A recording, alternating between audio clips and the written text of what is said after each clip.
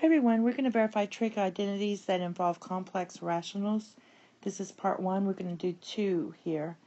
So the first thing I notice is that this right side is written in terms of sine and cosine.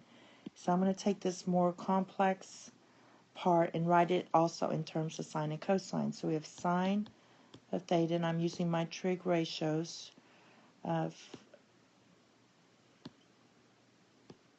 and doing it that way. So cosine of theta over sine of theta over, you're going to write it again,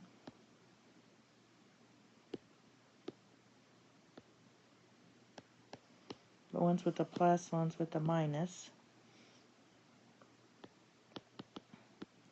Now I'm going to figure out the common denominator, and you figure out the common denominator for both of these. The common denominator, let's do it in a different color.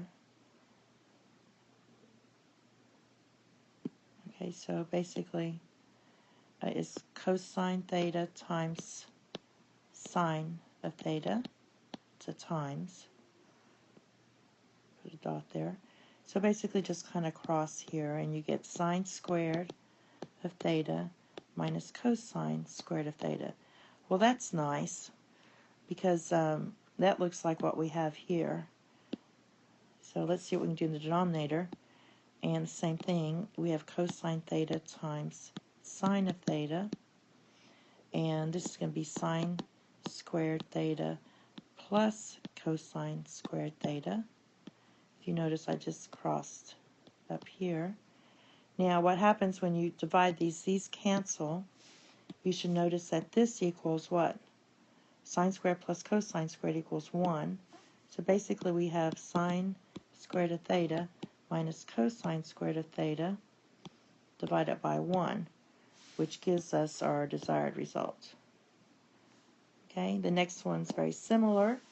We have secant theta minus cosine theta over secant of theta plus cosine of theta, and this is supposed to equal sine squared theta over 1 plus cosine squared of theta.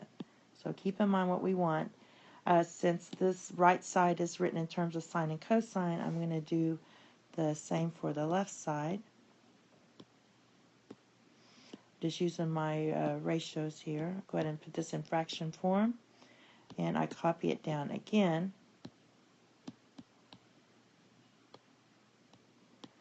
Now simplifying, I get the common denominator. My common denominator is cosine for both of these.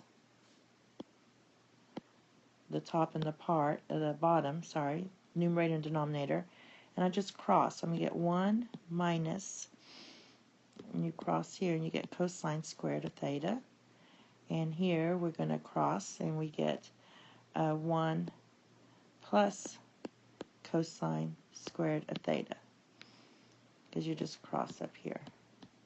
Now what happens is these cancel, and we have 1 minus cosine squared of theta over 1 plus cosine squared of theta. And knowing your Pythagorean identities, we know, remember what we want this to look like. We know that sine squared of theta, and I have the denominator is 1 plus cosine squared of theta, and that's what we want. So just leave it like that, and we're done. Okay, the next 3 problems are very similar, so I'm going to put the next 3 together since you watched this part first. Thank you. Have a nice day. Bye-bye.